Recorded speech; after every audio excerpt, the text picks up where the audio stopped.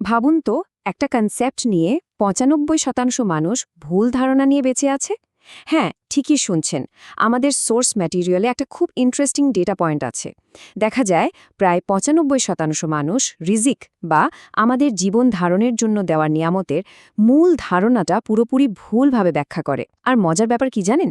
এই একটা মাত্র ভুল ধারণাই কিন্তু আজকালকার এই ব্যস্ত সমাজে আমাদের স্ট্রেস, অ্যাংজাইটি আর ক্লান্তির সবচেয়ে বড় কারণ।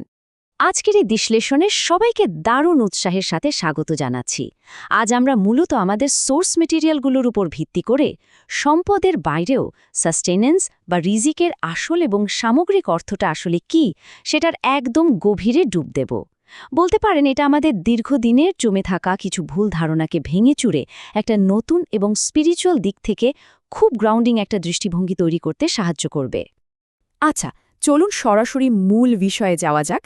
আমাদের আজকের আলোচনার রোডম্যাপটা হচ্ছে, প্রথমে আমরা জানব সবচেয়ে বড় ভুল ধারণাটা কি, এরপর রিজিকের প্রকৃত স্তরসমূহ, উপার্জনের ভ্রেম, পানির ট্যাঙ্কের চমৎকার সেই রূপক, আমরা আসলে অসুখী কেন, এবং সবশেষে কিভাবে প্রকৃত প্রাচুর্য আনলক করা যায়। ধাপে ধাপে আমরা পুরনো বিশ্বাসগুলোকে ডিকনস্ট্রাক্ট করব।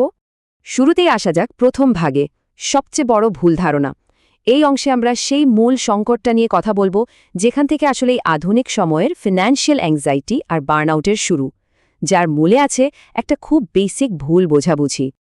এখন একটা প্রশ্ন নিয়ে একটু ভাবা যাক।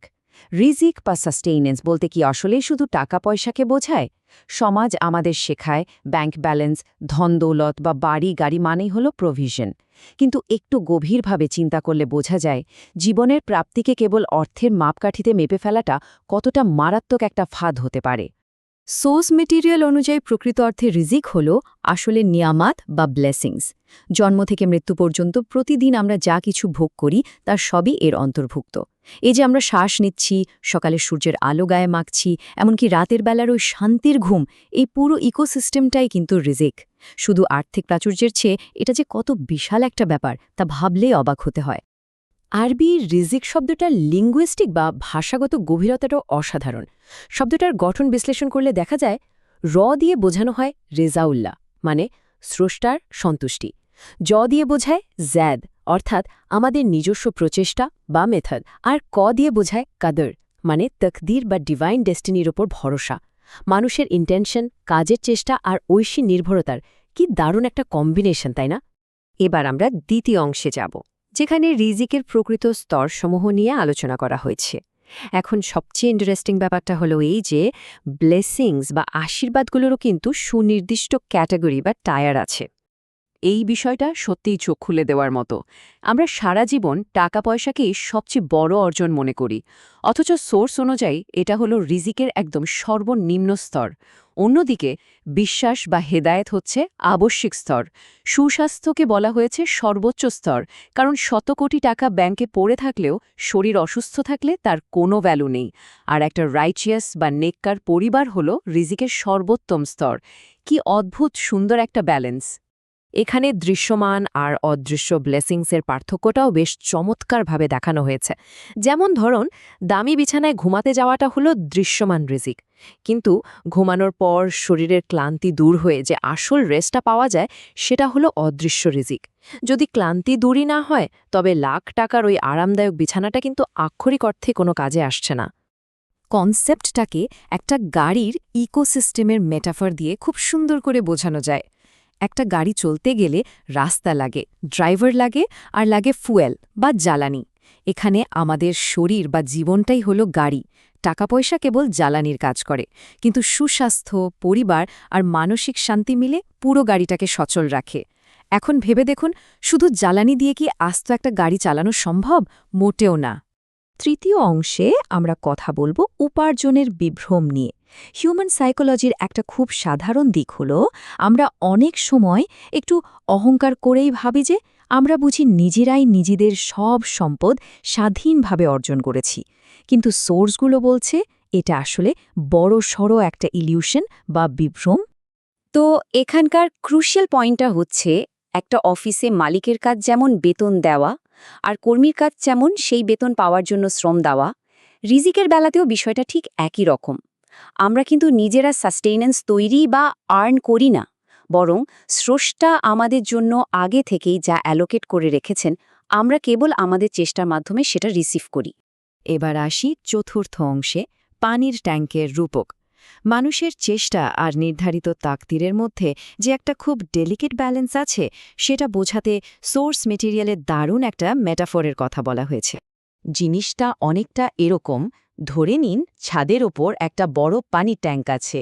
ট্যাঙ্কের ভেতরে যে পানিটা আছে সেটা হলো আমাদের জন্য নির্ধারিত প্রভিশন, কিন্তু নিচে এসে কলের চাবি না ঘোরালে কি পানি পাওয়া যাবে? একদমই না। এই কলের চাবি ঘোরানোটাই হলো মানুষের প্রচেষ্টা এবং ইবাদত। পানি ওখানে গ্যারান্টিড, কিন্তু সেটা অ্যাক্সেস করতে হলে আপনাকে অবশ্যই চেষ্টার চাবিটা ঘোরাতে হবে। 5 নম্বর অংশে একটা সিরিয়াস প্রশ্ন তোলা হয়েছে, আমরা অসুখী কেন?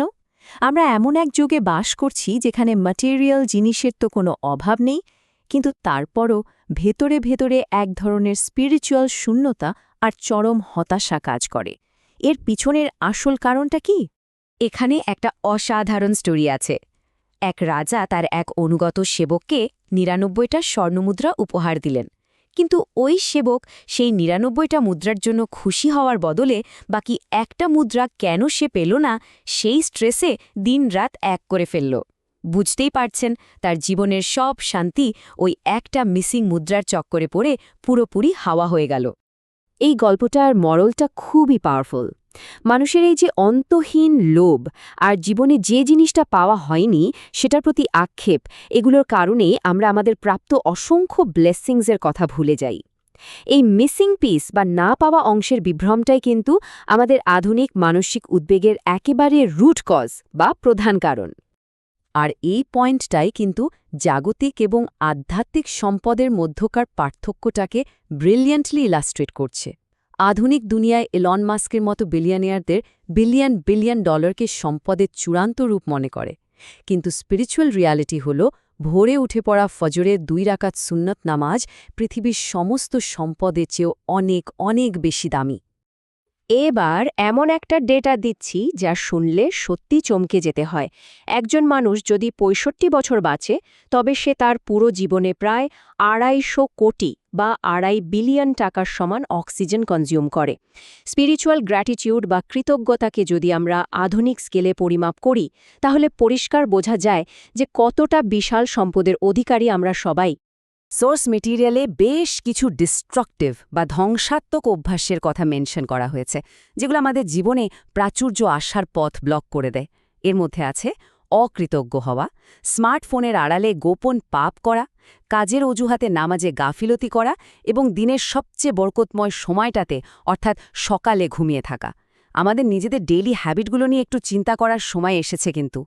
চলুন পরবর্তী অংশে যাই এবং দেখি এটি কিভাবে বিষয়টিকে আরও স্পষ্ট করে তোলে।